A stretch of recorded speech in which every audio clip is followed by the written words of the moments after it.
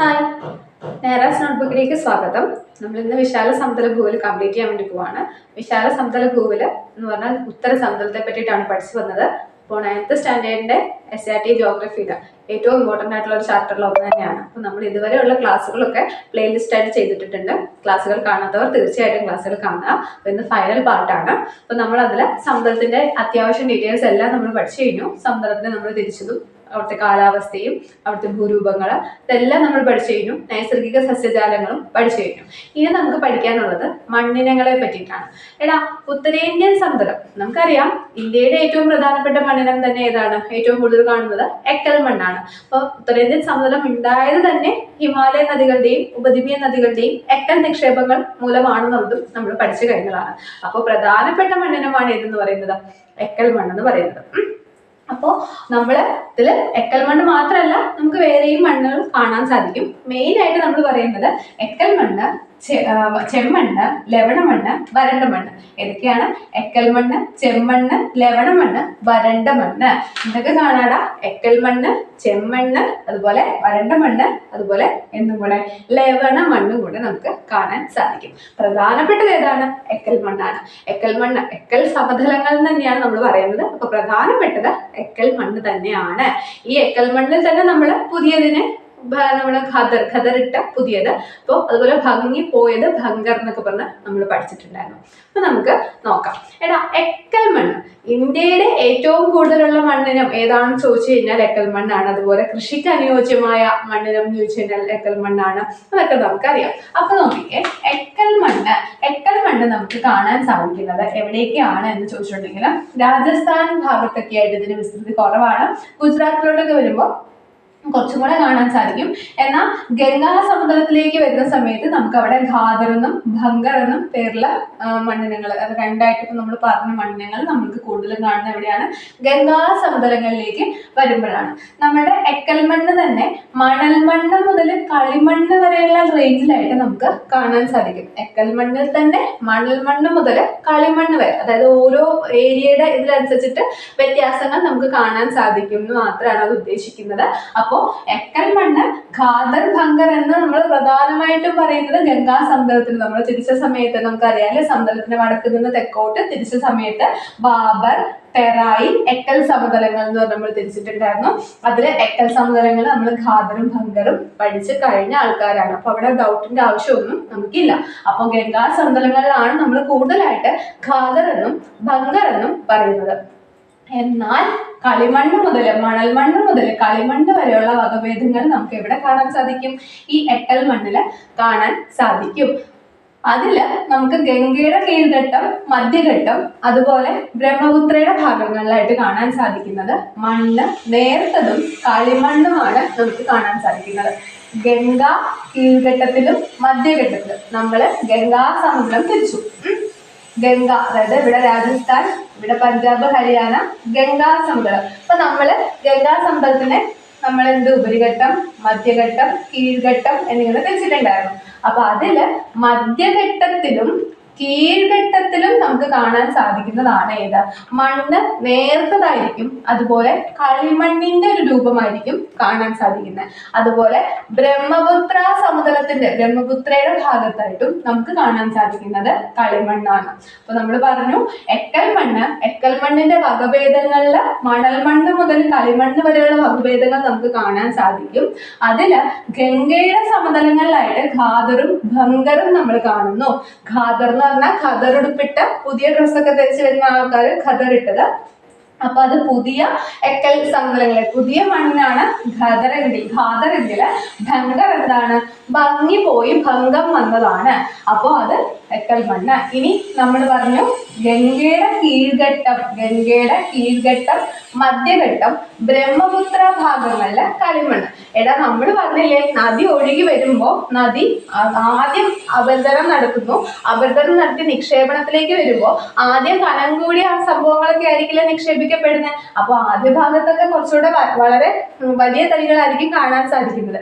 എന്നാൽ അതിന്റെ അറ്റത്തേക്ക് കീഴ്ഘട്ടത്തിലോട്ടൊക്കെ വരുമ്പോ മണ്ണ് എന്താകും? നേർത്തതാകും, തരികള് കുറയുവാണ് ചെയ്യുന്നത്. അപ്പൊ അതൊന്ന് ജസ്റ്റ് ഓർമ്മ വെച്ചാൽ മതി. അപ്പൊ നമുക്ക് ഗംഗയുടെ കീഴ്ഘട്ടത്തിലും മധ്യഘട്ടത്തിലും കാണാൻ സാധിക്കുന്നത് കളിമണ്ണാണ്. Clear clear.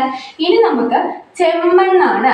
ചെമ്മണ്ണ് നമ്മൾ കാണുന്നത് മധ്യഗംഗയുടെ തെക്കൻ ചരിവുകളിലാണ്. മധ്യഗംഗയുടെ തെക്കൻ ചരിവുകളിലാണ് നമുക്ക് ആരെ കാണാൻ സാധിക്കുന്നത്? ചെമ്മണ്ണ്. ചെമ്മണ്ണ് നമ്മൾ ഇപ്പൊ നമ്മുടെ കേരളത്തിന്റെ ഇതിൽ പറയുമ്പോൾ ചെങ്കൽ മണ്ണാ പറയുന്നത്. അപ്പൊ നമുക്കത് ചെങ്കല്ലാണെന്ന് എങ്ങനെ ഓർത്തുവെക്കാം? കേരളത്തിന്റെ ലാറ്ററൈറ്റ് സോയിലിനെ പറയുന്നത് ചെങ്കല്ലാണ്. ഇനി തമിഴ്നാട് ഭാഗങ്ങളിൽ കാണുന്നതാണ് ചെമ്മണ്ണ്. അപ്പൊ തമിഴ്നാട് എന്ന് പറയുമ്പോഴത്തേക്കും തമിഴിന്റെ ചെമ്മണ്ണ്. ഇവിടെ എല്ലാം നമ്മൾ പറയുന്നത് നമ്മൾ സമതലാണ് പറയുന്നത്, ജസ്റ്റ് ഒന്ന് പറഞ്ഞത് മാത്രം. അപ്പൊ ചെമ്മണ്ണ് എന്ന് പറയുന്നത് എന്തുകൊണ്ടാണ് ഈ ചെമ്മണ്ണ് ചുമന്ന കളർ? ചെമ്മണ്ണ് തന്നെ നമുക്ക് കളർ വ്യത്യാസമൊക്കെ ഉള്ളതുണ്ട് കേട്ടോ. അപ്പൊ അതല്ല, കോമൺ ആയിട്ട് നമ്മൾ ചെമ്മണ്ണ് എന്ന് പറയുന്നു. എന്തുകൊണ്ടാണ് അത് ചുവന്ന കളറിൽ വരാൻ കാരണം? അതില് ഇരുമ്പിന്റെ അംശമുണ്ട്, അയണിന്റെ അംശമുണ്ട്. അപ്പൊ ചെമ്മണ്ണ് എന്ന് പറയുന്നത് മധ്യഗംഗയുടെ തെക്കൻ ഭാഗങ്ങളിലാണ് നമ്മൾ കാണുന്നത്. അതിൽ അയണിന്റെ കണ്ടന്റ് ഉള്ളത് കൊണ്ടാണ് മണ്ണിന് ചുമപ്പ് നിറം കൊടുക്കുന്നത്. Clear clear. അപ്പൊ ഇനി അത് കഴിഞ്ഞു. ഇനി ലവണ മണ്ണാണ്. ഒന്ന് നോക്കിക്കേ, ലവണ മണ്ണ് എന്ന് പറയുമ്പോൾ നമ്മൾ നേരെ ചിന്തിക്കുക എങ്ങോട്ടായിരിക്കും? രാജസ്ഥാൻ ഭാഗങ്ങളിലേക്കാണ്. എന്നാൽ അത് കംപ്ലീറ്റ് തെറ്റാണ്. നമ്മൾ രാജസ്ഥാനിൽ കാണുന്നത് മണൽ മണ്ണാണ്, പക്ഷെ അവിടെ ലവണത്തെ സ്വഭാവമുണ്ട്.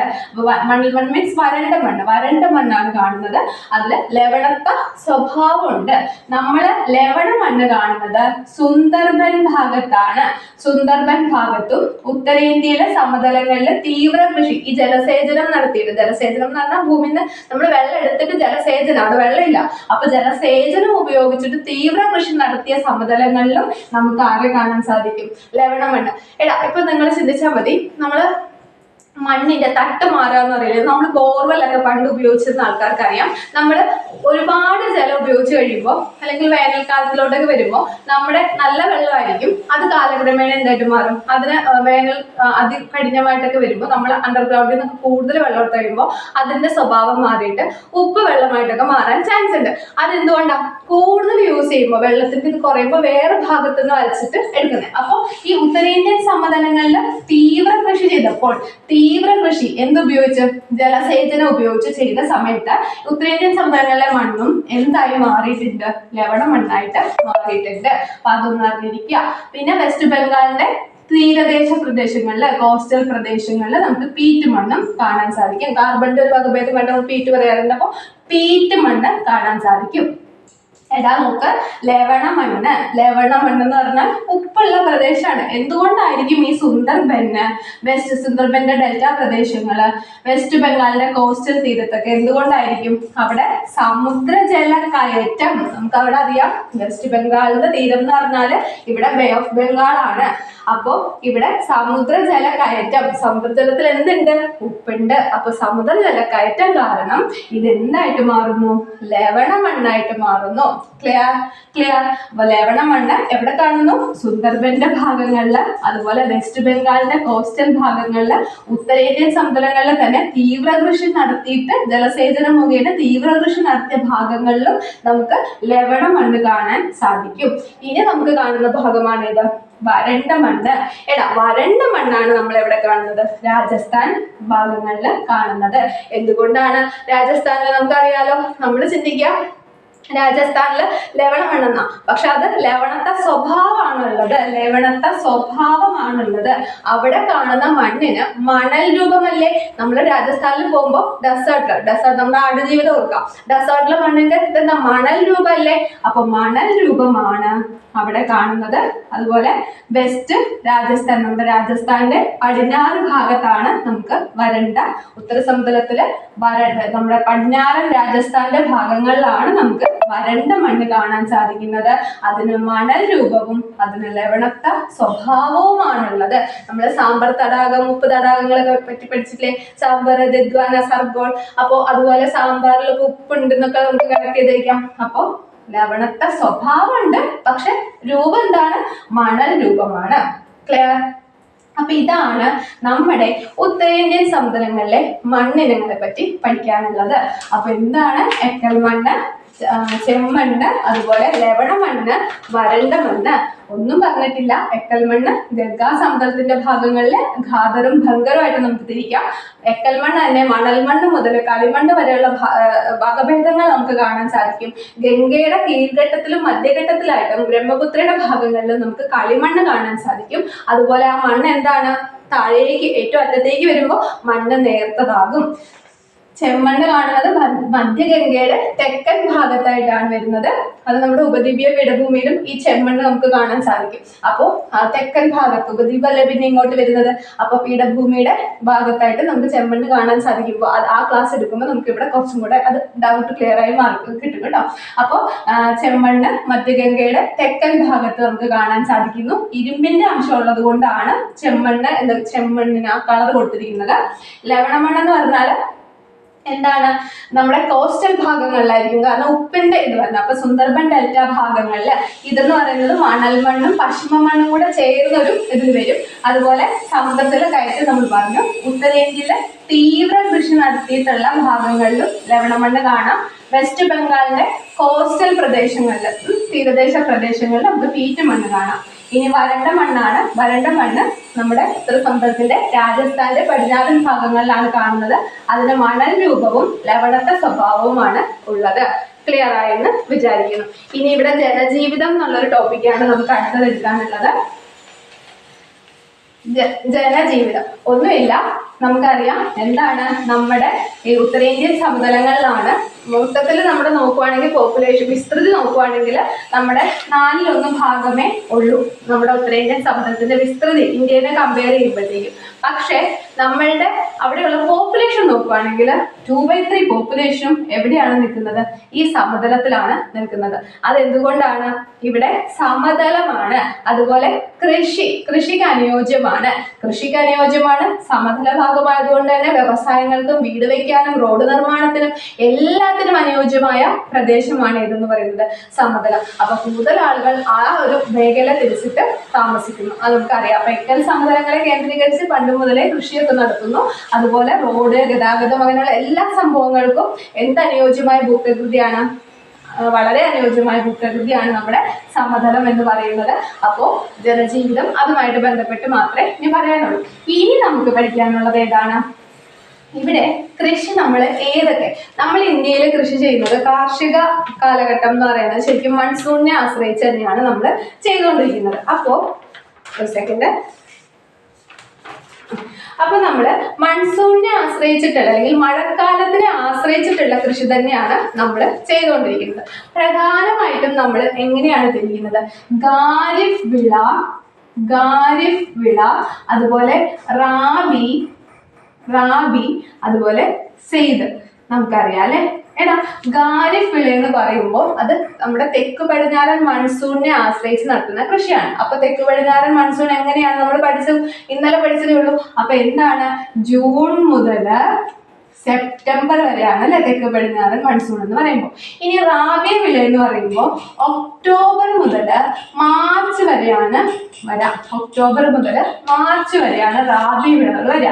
സെയ്ദ് എന്ന് പറയുമ്പോൾ ഏപ്രിൽ മുതൽ ജൂൺ വരെയാണ് വരിക. അപ്പൊ ഖാരിഫ്, റാബി, സെയ്ദ്. ഖാരിഫ് നമ്മൾ പ്രധാനമായിട്ടും നമ്മുടെ കാലാവസ്ഥയെ ആശ്രയിച്ച് നമ്മുടെ മൺസൂണിനെയൊക്കെ ആശ്രയിച്ച് നടത്തുന്നതാണ് ആരെന്ന് പറയുന്നത് ഖാരിഫ് എന്ന് പറയുന്നത്. ജൂൺ മുതൽ സെപ്റ്റംബർ വരെയാണ് അതിന്റെ കാലഘട്ടം. റാബി എന്ന് പറയുമ്പോൾ ഒക്ടോബർ മുതൽ മാർച്ച് വരെയാണ്. സെയ്ദ് എന്ന് പറയുമ്പോൾ ഏപ്രിൽ ജൂൺ ആണ്. ഇതില് ഖാരിഫ് വിളകളിൽ വരുന്നതാണ് ആരൊക്കെ? നെല്ല്, ചോളം, പരുത്തി, കരിമ്പ്, തിനവർഗങ്ങള് ഇതൊക്കെ എന്തിൽ വരുന്നതാണ്? നമ്മുടെ ഇതിൽ നിലക്കടല, ഇതൊക്കെ നമ്മുടെ ഖാരിഫ് വിളകളിൽ വരുന്നതാണ്.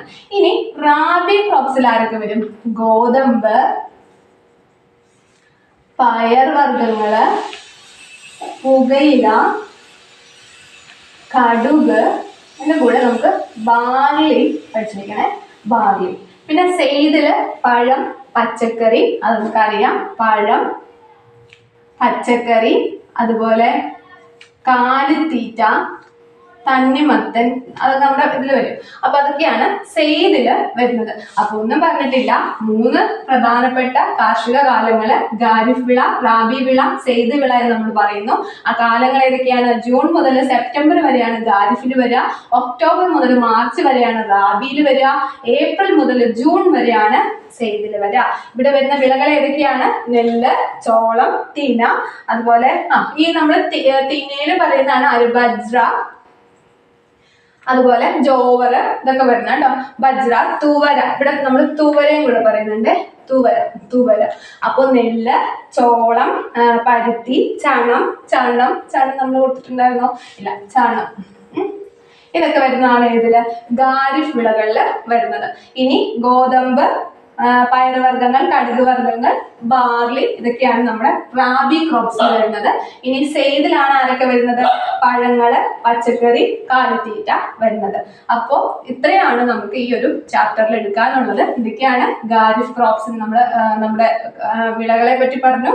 വിളകളിൽ നമ്മളൊരു കാലാവസ്ഥയെ മുൻനിർത്തി, അല്ലെങ്കിൽ നമ്മുടെ എന്താ പറയാ, മൺസൂണിനെ ആശ്രയിച്ചൊക്കെ ചെയ്യുന്നത് ഖാരിഫാണ്. ഖാരിഫിന് ശേഷം റാബി, റാബിക്ക് ശേഷം സെയ്ത്. ഖാരിഫ് എന്ന് പറയുമ്പോൾ മൺസൂൺ, നമ്മുടെ തെക്ക് പടിഞ്ഞാറൻ മൺസൂണിനെ ബേസ് ചെയ്തിട്ട്, അപ്പൊ ജൂൺ മുതൽ സെപ്റ്റംബർ അതില് നെല്ല്, ചണം, ചോളം, തിന, ബജ്ര, തുവര, പരുത്തി, കരിമ്പ്, നിലക്കടല, ഇതൊക്കെ വരുന്നതാണ് ഖാരിഫ് ക്രോപ്സ്. ഇനി റാബി ആണെങ്കിൽ ഒക്ടോബർ ടു മാർച്ച് ആണ്. ഗോതമ്പ്, പയറ്, പുകയില, കടുക്, അതുപോലെ ബാർലി എടുത്ത് പഠിക്കണം. ബാർലി ചോദിച്ചിട്ടുണ്ട്, PYQ. അതുപോലെ സെയ്ത് ഏപ്രിൽ മുതൽ ജൂൺ വരെയാണ്. ഇപ്പൊ നമ്മളുടെ വേനൽക്കാലത്ത് നമ്മൾ കഴിക്കുന്നല്ലേ തണ്ണിമത്തൻ, അതുപോലെ പഴങ്ങളൊക്കെ നമ്മൾ കൂടുതൽ കഴിക്കുന്നത്. അപ്പൊ ആ ഒരു കാലഘട്ടമാണ് അല്ലെ. അപ്പൊ പഴം, പച്ചക്കറി, പിന്നെ ഇപ്പൊ എടുത്തു പഠിക്കുന്നതാണ് കാലിത്തീറ്റ. ഇതൊക്കെ നമുക്ക് ബാക്കി അറിയുന്നതാണ്. SCERT പുതുതായിട്ട് വന്ന ആൾക്കാരാണ്. കാലിത്തീറ്റ, ബാർലി, അതുപോലെ തുവര. ഇത് നമ്മളൊന്ന് നോക്കിക്കൊള്ളേ. തുവര വരുന്നത് ഖാരിഫില്, ബാർലി റാബിയില്, കാലിത്തീറ്റ സെയ്തില്. ബാക്കി നമ്മൾ ഓൾറെഡി പഠിച്ചിട്ടുള്ളതാണ്. അപ്പോ ഇതാണ് നമുക്ക് പഠിക്കുന്നത്. 3 വ്യത്യസ്ത കാർഷിക കാലങ്ങളിലായിട്ട് ഇന്ത്യയിൽ കൃഷി ചെയ്യുന്ന, ഇന്ത്യയിൽ തന്നെ നമ്മുടെ സമതലത്തിൽ കൃഷി ചെയ്യുന്നതായിട്ടാണ് നമ്മളിവിടെ പഠിക്കുന്നത്. നമ്മുടെ ഇന്ത്യയിൽ പറഞ്ഞാലും ഇതൊക്കെ തന്നെയാണ് നമുക്ക് പഠിക്കാനുള്ളത്. അപ്പോൾ ഇത്രയും വെച്ചിട്ട് നമ്മുടെ ക്ലാസ് വിശാല സമതല ഭൂവില് കംപ്ലീറ്റ് ആയിരിക്കുകയാണ്. വളരെ നന്നായിട്ട് പഠിക്കുക. നമ്മളുടെ ഇതെല്ലാ ക്ലാസ്സുകളും ചേർത്തിട്ട് പ്ലേലിസ്റ്റ് ആയിട്ട് അപ്ലോഡ് ചെയ്തിട്ടുണ്ട്. കാണാത്തവർ തീർച്ചയായിട്ടും എല്ലാ ക്ലാസ്സും കണ്ട് നോക്കാം. അപ്പോൾ അഭിപ്രായങ്ങളൊക്കെ പറയണം, പോരായ്മകൾ ഉണ്ടെങ്കിൽ അതും പറയണം. Okay, thank you.